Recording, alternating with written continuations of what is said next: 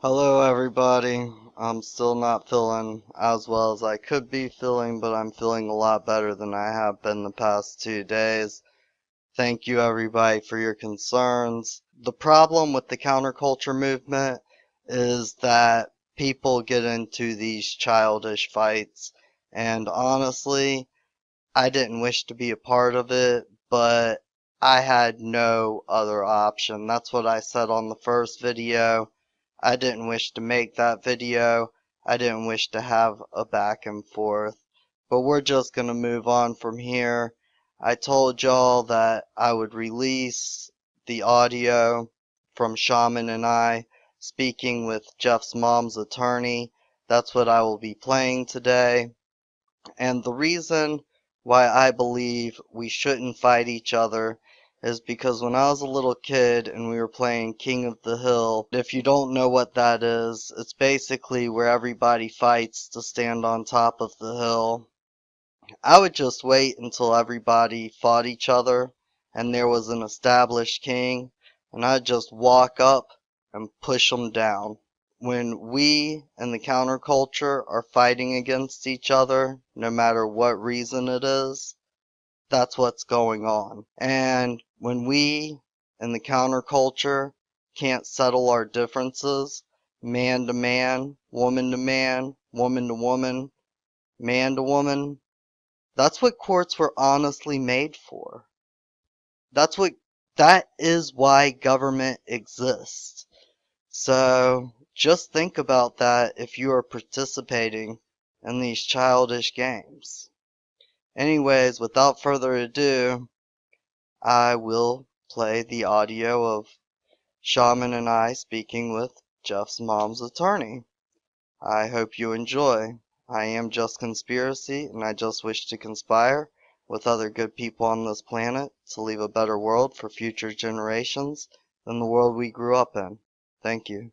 Hi guys, you there? I'm here. Bill, you there? I am. Okay. Mom is here too. She's not feeling well. She just had her surgery done, but I figured that she'd at least tell you that it's okay if you need to hear that. Good. I'm glad to hear that. Oh. Say hi to Phil, Mom. Hi, Phil, Mom. Hi, Shirley. How you feeling? Feel lousy, but I'll be getting better soon. Good. Who is on the line with us besides you, Shirley, and Jeff? What did he say? I'm John. And I'm Sean. I'm sorry, John and Sean? Yes, sir. John, what's your last name? John C. I'm sorry, are you on speaker? Because I'm having a hard time hearing you. Yeah, No. I get that. It's the phone. We've got 3 people. We tried to get my free conference call going. All right, well, Jeff, maybe you could translate it, if you will. What's John's last name? His name is John. He's saying John C. John C? Yep. That's a letter C? I'm having a hard time hearing him too. John. Can we not just go with John, Phil, and Sean and Jeff? John and Jeff? What about No. Sean? Yeah, that's what I'm saying. We can just move forward with Sean, John, Jeff, Shirley, and Phil. Yeah, I'd like to know who's on the phone with me, though. Well, Sean is, and John is. Well, I'm asking you what their last names are. I know you're asking that. That's what I'm saying. I don't think he wants to give you his last name right now. Well, and who are you, John? Man, I'm just a guy who really cares about Shirley and their situation, and I'm a family friend. I'm just a man trying to aid and assist fellow mankind. That's who I am. Yeah, and Jeff, and Sean, what's your last name? well, there's no reason to go there either. The reality is we're just friends, and we want to help Shirley. Yeah, I've known Jeff since we were kids. And, so I used to be a police officer. I was a police officer for 10 years. let me say something right off the bat. Yeah, go ahead. And this is important. So get this before we continue. If I talk to you about Shirley's case, then Shirley is waiving her attorney-client privilege, which then could be, which then leaves the door open for our adversary to ask questions about this. And I would hate for that to happen. So I need you to understand that before we go ahead. Okay, so Shirley, just so that I understand you correctly, so Shirley waiving her attorney-client confidentiality for you to talk to us could drag us into the case with the other side? Well, I didn't say drag you into the case. I don't, what I'm saying is she's waiving her privilege, her attorney-client privilege, by opening information to outsiders, if you will. Yeah, but quite honestly, Phil, you tried to say that about Mom and me, too. That's her power. Not about Mom, about you, Jeff. But you're son. These are family friends. Yeah, but she's... Well, here's the thing. It's really what he's saying is the other side, if they found out about this call, could ask questions about it. Let them. But, the only way they're going to find out is if one of the 5 people on the phone tell them.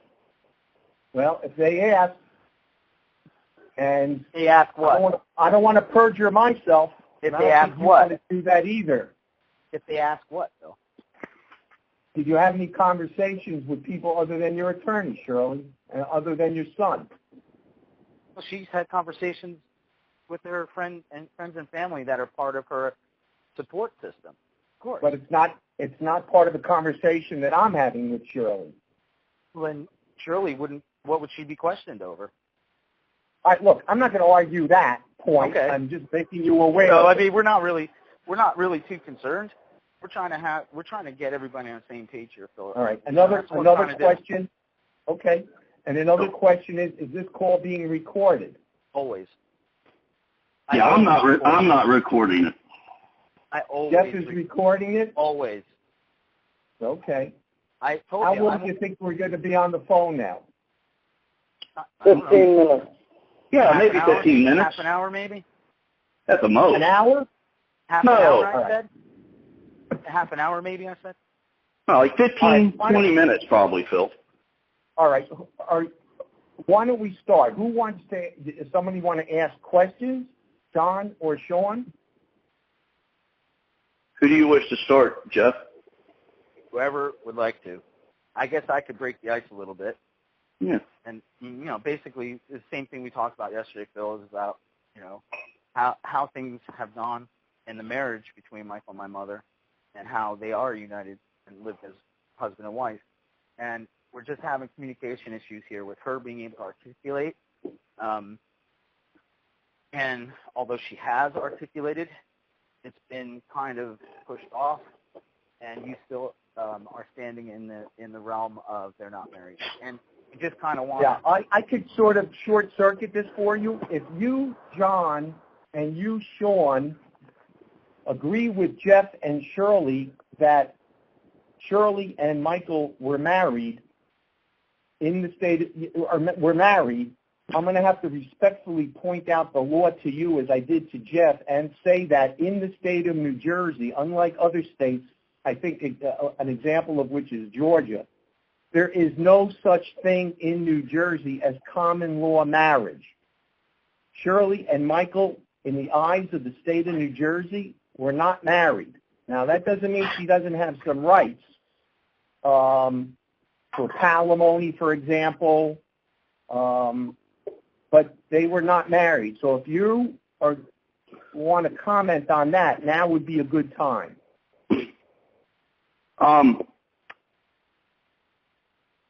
You understand the difference between terms and definitions, sir? Like legal terms are different than definitions of words, correct? I don't understand what you're saying. Legal terminologies do not necessarily apply to definitions of words in proper English. Like when you're speaking English, a word in legal term may not mean the same thing as it does. You see a difference. In other words, there's a difference between terms of art, which is what legal society uses, which you had to go to school to learn how to be a legal interpreter of those code statutes, correct? And then there's law. Then there's also, which are natural rights, God-given rights, or ecclesiastical law, which is the highest law in the world. And marriage is a religious or spiritual bond that has, in other words, if in or at are not the same thing. So Shirley's not in the state of New Jersey, nor does New Jersey have eyes. You said in the eyes of New Jersey. New Jersey doesn't have eyes, a mouth, lungs. It doesn't have hands. It doesn't have the ability to come and take the stand to swear or attest to anything. There's representation that goes on of the state, but it is just a state of mind within a society, okay? So Shirley's point of view, and having been to seminary and a preacher myself, Shirley is absolutely, this is Sean. Okay, Sean, thank you. Go ahead. And I'm not going to pretend to understand legal, because that's your realm. I'm sure you're very proficient. You've earned that right of title of attorney. So I'm not here to dispute that. I'm on your side. I'm on Shirley's side. We're trying to help Shirley. So this is not a confrontational phone call. This is just to aid and assist our friends. We don't, it's like we told Jeff, we don't give legal advice. We don't do any of those kind of things. We're just here to speak belief and what we believe to be law. So as we understand the case, if we understand the case, okay, the state, nobody's arguing that they were married from the court's point of view because they're giving her palimony, correct? Say that again? Did you ask me if yeah, they're giving her palimony, right, or a type of palimony. Is that how that's working? She's getting temporary palimony. Okay. So is that not where the state or the court is recognizing their marriage as of this moment? No, it does not mean that. They are not married. The court does not recognize that they are married. She's getting palimony. Okay. So you're familiar with what marriage is, correct? Well, I'm married 41 years, so I have a rough idea. Bless your heart. I've been married 25 years, so. In the Garden of Eden, when Adam and Eve were created, there was no state. Marriage is a sanctioned religious ceremony of the Creator that is private belief, and that is absolutely between Shirley and Mike. And they made that agreement, which is a private contract, which the state or no one else can trespass on. They're not allowed to trespass on a private contract. And when you go before the Creator, in the Bible, both the Old Testament and the New, the consummation of marriage is when the two flesh become one through sex. To consummate the marriage. And in the eyes of God, who is the Creator of all things, including law, like gravity is a law, a statute can change. A code can change. Law never changes. The sun will rise, the sky's blue, gravity, so on and so forth. So God sanctioned marriage long before any kingdom of man ever existed. So they came before God in their belief, and they consummated the marriage, and the two became one flesh. Now they're no longer separate, but one. And even protected by your all's codes and statutes is a man or woman's right to believe as they wish. And nobody can say that their belief, a state's belief or a state of mind, overrides the beliefs of anyone else. And it has just as much standing or right anywhere in a common law country, which the United States of America or the landmass or whatever you want to call it is.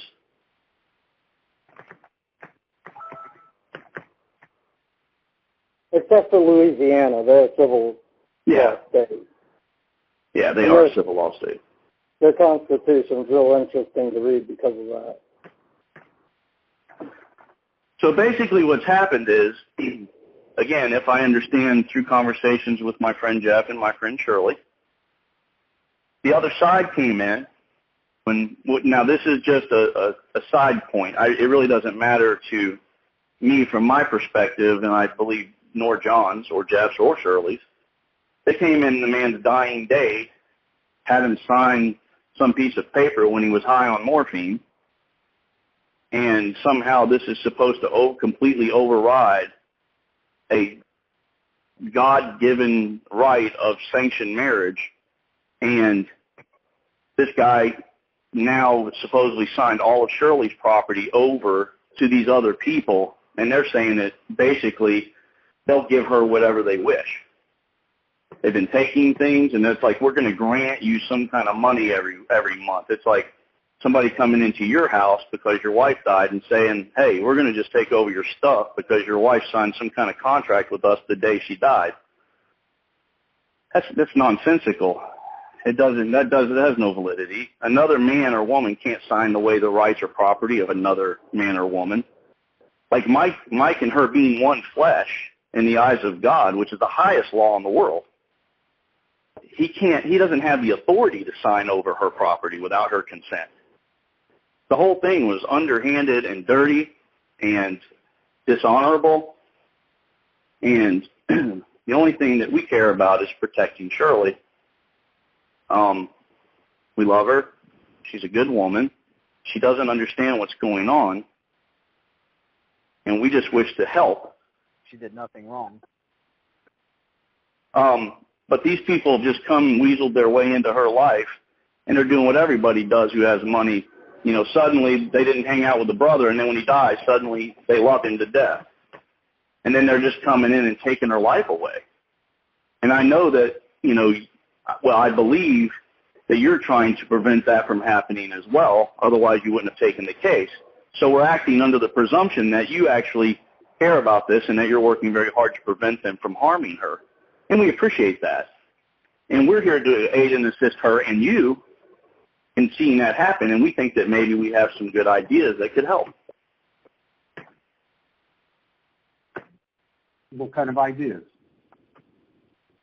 You want to take it, JC? I've talked. Well, first of all, one idea would be to start offering what she has asked you to offer to the other side. Sorry, I'm not. This is John speaking? Yep. I'm having a hard time hearing you. If you could just speak up. Are you on a speaker, Phil? I am. So take your phone off speaker, then. It would help. It will. Trust me. It'll be much clearer for you if you're off the speaker. Hey, Phil, can you hear me? Okay, go ahead, John. Oh, that's wonderful, Phil, because I couldn't hardly understand you either, brother. Now thank you for doing that. Yeah, thank you, man. Okay, so as a kind of starting point, I would say that sending her offer to the other side is probably the first thing that should happen. After that, basically, I've heard you talk some about statutes and the state of New Jersey and what they see in those statutes. Do you know what a statute at large is? I'm sorry, the what? A statute at large. The statute at large? Yeah, do you know what a statute at large is? What is the statute at large? Well, I was wondering if you could explain it to me because you're the attorney. There's no... The statute at large. I'm not sure I understand what you're asking me. I mean, there's books in the law library called Statutes at Large. That are different than statutes. Why don't you enlighten me? Because you're the attorney. You have a law degree. I'm asking you for legal advice in which Shirley is paying you for. So could you please enlighten me? What the statute at large is? Well, there's New Jersey statutes that say that Shirley would be entitled to may be entitled to palimony. The amount is something else, and we've successfully obtained that. That's one of the things that she's asking for and got so far on a temporary basis. She never wanted The it, other... though. I'm sorry? No, go ahead, Phil. Go ahead. The other thing, gentlemen, that she has under a last will and testament of Michael's is a life estate in the property. And that has definition. You could look it up if you'd like. Now, if you take away that will and go back to Michael's prior will, Shirley received nothing under that other will, the prior will. The final thing that Shirley is asking for is a portion of Michael's estate, based upon a letter that Michael's attorney wrote, and it deals with the statute of fraud. So we're also making a claim for a large portion of his estate. Now, all of these things she is or may be entitled to based on New Jersey law.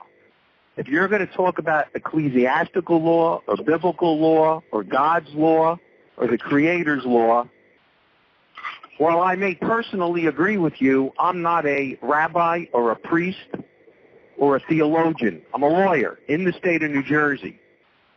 And just because the Creator says that Shirley is married or was married to Michael, I cannot walk into a bank and get Michael's money or sign a deed just because we say so. We are bound by New Jersey laws. Okay. And that's where the case is at. Just as one point of reference, the state of New Jersey believes that God's law is higher than their own because that's why they have everybody swear on a Bible when they go in there. But you avoided the question of what a statute at large is. I'm not What sure. is a statute at large? I'm practicing almost 42 years, and when you say a statute at large, I don't understand. There are many, many, many, many, many laws on the books. They're called statutes, New Jersey laws. Okay, and I don't understand what you're saying when you say, what is the statute at large? I'm not asking you what the statute at large is. Surely you have heard of the term statutes at large, correct? In what context, sir, are you saying that? Have you ever heard it, Phil? It's a term. In legal dictionaries, there's terms and phrases. Surely you have heard of the phrase statute at large, correct? Yes. Okay. What does that phrase mean? Well, they are laws. When you talk about, like, for example, the United States statutes, plural, at large, it's referring to the acts of Congress, if it's a federal situation. They're laws that are memorialized and voted on, and they become laws. Statutes at large are just basically man's law. Okay. Actually, statutes at large are unbonded statutes. The legislature will not bear liability for the harm, injury, and loss that statutes at large cause, because their insurance company will not insure them for statutes at large because they understand that there is a high level of risk for doing that. Okay, so if the legislature does not cover it with their insurance, then it goes down to the people in the court to make the decision, and every man and woman is liable for the decisions they make. Correct? I really don't understand, John, where you're going with this. I'm so sorry. I don't get it. If you're asking me to approach the judge based upon religious law of some kind or common... I'm not asking you to approach the judge. We're just having a friendly conversation. Okay, I can't control. Well, you're questioning me. I don't think we're having a friendly conversation. I'm listening to everything you're saying, and well, I will continue to do so as an accommodation and as a courtesy to Shirley. All right. Well, I think we're trying. Wait, Jeff. Jeff, hold on one sec. We're trying to get on the same page with you, brother, with some terms. Right. That's what we're trying to do. And quite honestly, Phil, he asked you a direct question, and you knew the answer to it, and you just went all the way around until it was asked the fifth time. So we are trying to have a conversation. Yeah. We really are. Okay, go ahead. I don't think statutes at large are codified statutes in my mind. Laws. Yes, but not all acts, not all statutes are at large. It's kind of like a dog at large or a criminal at large. It's an out-of-control dog or a criminal is on the loose. Okay, that's what at large means. So when you're talking about a statute at large, what it is it's an unbonded statute. The insurance company that covers the legislature of the state. Well, let me. What does insurance have to do with this? Well, he's trying to get to that. Okay. He's gonna show you something cool. It's like this. If you hit me with your car, right? You have insurance on your car. I have insurance on my car, and our insurance companies, they talk with each other, they communicate, they give the police report, they find out who's at fault, and then they cover the damages, correct? Go ahead.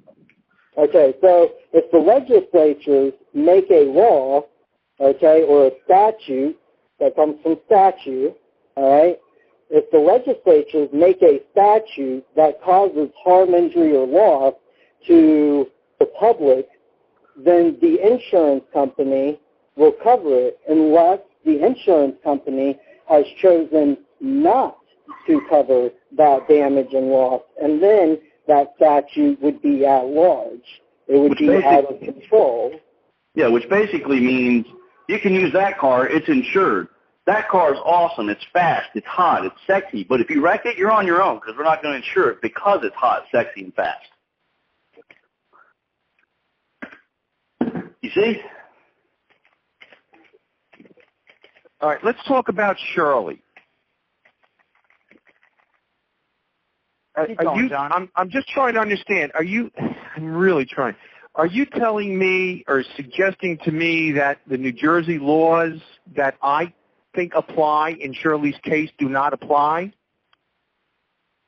No, what I'm saying is that if they cause harm, injury, or loss to a man or a woman, then somebody's liable. So I don't understand. The New Jersey, I think I understand. You're saying that are you saying that the New Jersey laws, as they are, that I think apply in Shirley's case, are causing harm to Shirley? Hey, Phil, that's not for me to judge. It's not for me to decide. No, but is that not for you? I'm asking you to judge. Is that what your point is, though? I can't make any legal determinations. I'm not an attorney. We're sharing information with you that's going to help you. Don't look at this as nefarious. We're trying to trip you up. We're trying to give you stuff that you can make a determination on, Phil. We can't because we didn't go to school for it. But you can. And we're not trying to trip you up. We're just trying to help you. Help her. You see? Okay. Do you have something, gentlemen, in writing that you might be able to send to me that I could read that might point out your position? Well, we don't really have a position. We're just not willing to see Shirley get harmed or injured. I don't want to see Shirley harmed either. Well, she's being harmed right now. Because she's not getting all of Michael's assets? No, because is that what you're saying? Her property. She's not getting her. She doesn't have her property. And her property, is everything consists of. And you're saying her property consists of everything Michael owned. They were married. No, I mean they were one flesh. and therefore she should get all of his property. Yes, no, he should get all of her. He should get all of her property, don't you think? I'm sorry? You don't believe that she should have all of her property? Because her and Michael are one. The only person left is Shirley. Uh-huh. You see? Shirley's the only one remaining of the two that are one. That one has a higher claim. I think the basic where you and I disagree is that I'm bound by New Jersey laws, and that's the only way we're going to get a judge to give Shirley what she wants, in my mind. You think she's entitled to all of Michael's assets because they were married in the eyes of God. Okay, hey, you're 100% correct. You are bound by New Jersey law. Absolutely. You are bound by New Jersey statute. The man or the woman, I don't know who acts as judge, but the judge must act in law. If the judge steps out of law, then he steps out of his robe, and that means that he has no longer sovereign immunity. Yeah, a judge has to be duly qualified, right? He has to cover both. The attorneys don't. Now, you're absolutely bound by New Jersey statutes and codes. But the judge is too. The judge is. But he's also bound by law, and law is Which law higher are you than referring legal. to? Which law are you referring to? Whoa. Let's go back just a second. The judge is not bound by New Jersey statutes. The judge, it's his job to interpret the statutes of New Jersey. And he can interpret them however he wishes. He is not bound by them. Because I have seen judges use statutes against people, but I've also seen judges absolutely disregard the statute of limitations because they said, oh, it doesn't apply in this case because that guy's my buddy. Yeah, that's right. And it happened in this case in the first round. So the judge is not bound by statute. They're bound to interpret the end game here. Is the end game here for me to advocate for or push for the judge to look beyond New Jersey law? I don't care if you push for that or not. I mean, you can't tell the judge what to do. Yeah. You know, like that's not the conversation here. The conversation here is that you should be doing what Shirley wishes you to do. And if you don't do what Shirley wishes you to do, then you are liable because you are breaking your own code of ethics. By advocating for a position that is inconsistent with New Jersey law. Is that what she's asking you to do? I think so. Okay, and you've given her legal advice, and you said, hey, Shirley, I don't believe this is the best route because this is the statute of New Jersey, right? Like, you've given her that legal advice, correct? Say that one more time, please. You've given her the legal advice saying, hey, I don't believe this is the best way to go because it's not congruent with the statute of New Jersey, correct? Yeah, pretty much. I mean, I think that I cannot, in good conscience, not only good conscience, it would be inappropriate for me to advocate for her getting all of Michael's assets. Okay, I do not believe she's entitled to all of Michael's assets. And you have informed her of that. You have legally given her your best advice, and you've informed her of that, correct? I believe I've given her advice based upon my understanding of the law. So does she still ask you to carry out her wishes? Does she still take the stance of saying, hey, will you just carry out these wishes? And what are her wishes? Please help me here. I don't know what her wishes are. I'm not her. I can't. She's on the phone here with us. Well, Are her wishes to ask? Please let me finish. First of all, my are her mother just wishes got to surgery, ask for Phil. Wait all a of second. Michael's Hold on. assets? I can't hear anybody. Now, let me ask my question. Are Shirley's wishes to ask the court for all of Michael's assets?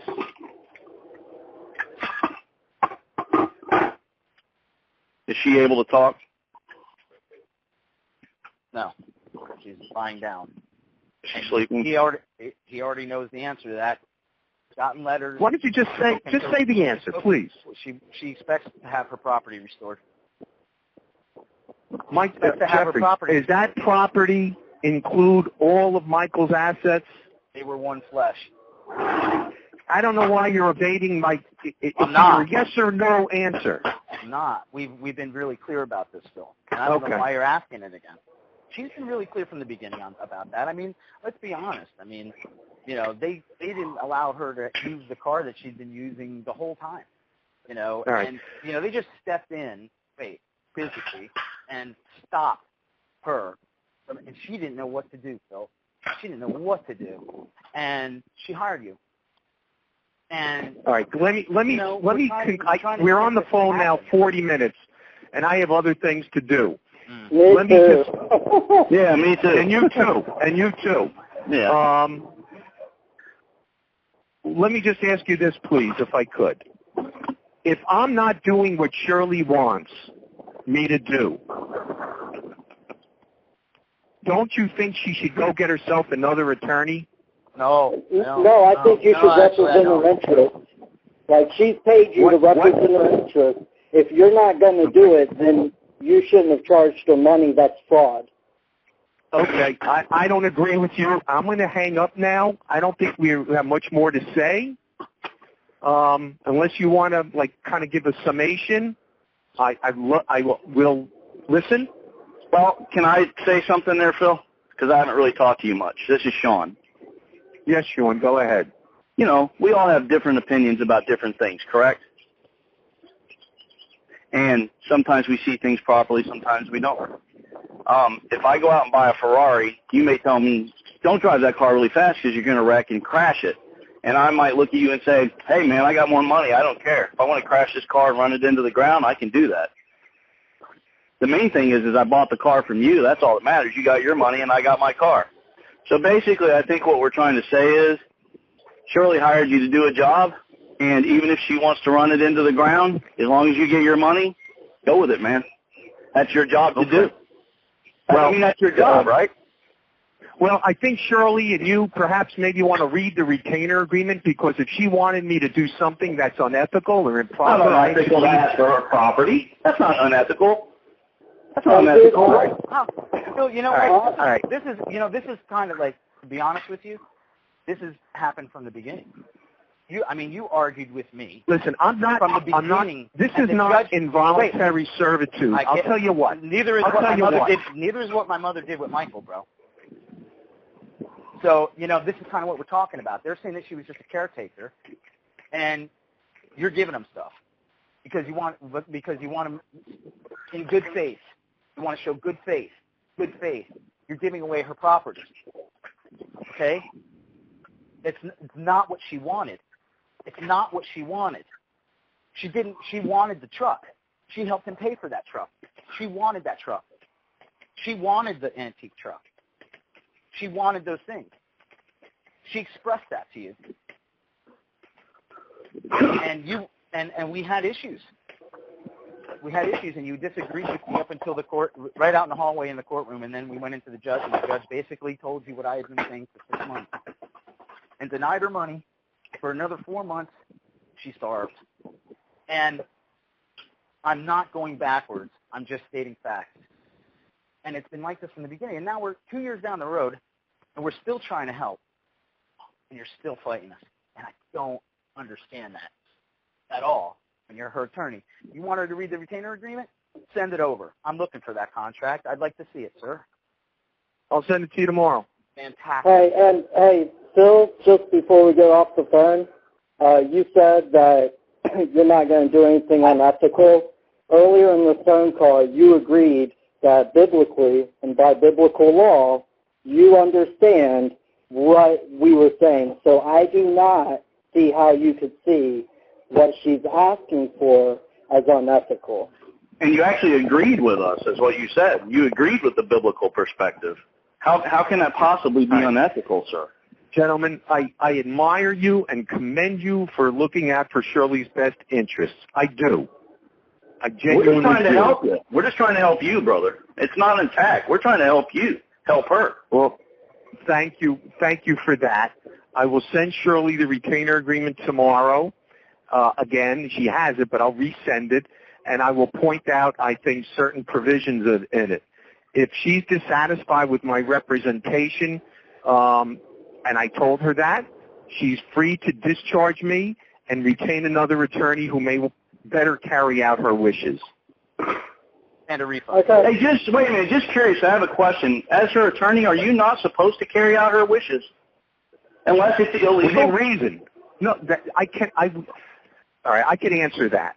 And Yeah, the language is unlawful. included in the. Let me answer it. Okay, sir. Go ahead. If you look at the retainer agreement, I, as an attorney, cannot do everything a client wants me to do, just because they want me to do it. I'm confined, restricted by certain things. An example of that is the New Jersey statutes. I cannot That clearly ask. state that she was married and they had a relationship prior to the law changing. Go ahead. Jeff, let him speak, please. Yeah, I wanted to hear what he had to say. Go ahead, Phil. Sorry. Well, simply stated, if I have a client that says, I don't care what New Jersey law says, I want X, Y, and Z, I have the right, I'm actually bound not to, I don't know what the language in the retainer agreement is. I don't have it in front of me here. But I do not have to do and should not have to do things that I feel are contrary to New Jersey law. And within reason. What we are talking about here is not close. It's not a close call. Jeffrey seems to think, and Shirley and you two fellas, that Shirley's entitled to all of Michael's assets because they were of one flesh. That is not the New Jersey law, and it's not even close in terms of case law. Let me finish. Okay. And that's a position I won't advocate for because she's not entitled to all of Michael's assets under New Jersey law. I think this is what we are disagreeing about. Well, so you're really leaving me with... Go ahead. Can I ask you a question? This is just some men talking to man. What do you believe she's entitled to? What do you believe her rights are as his wife? Because you said you agree that you actually said you agree with the fact that, and from a religious standpoint, so this is just us talking. We're not in a court of law. If you think that, what do you believe she's entitled to? I believe she's entitled to the life estate. I believe she's entitled to palimony, and for sure. And I think there's a question that a judge will have to decide, and I'm advocating for Shirley on this, how much, if anything, of Michael's estate she's entitled to. And a judge gets to use his discretion on that, right? She's got a letter. Well, no, he's bound by the law, but he's not heard all the facts. We haven't had our trial yet. Right. Okay. I just wanted to, so you're basically trying to get her every single possible thing from your perspective that you think she's entitled to then. I'm trying to get her everything that she's entitled to under New Jersey law. Your interpretation. Okay. Guys, I think we're at an end here, and I appreciate it. But thank you for answering my question, Phil. That was all I was going to say, bro. Okay. Guys, if you want to call back another time, I'd be happy to talk to you. Maybe you'll tell me your last names next time. All right. Well, thanks for your time, Phil. Hey, you have a good day. You're very welcome. You sound like good friends. Bye. Well, thanks. Bye.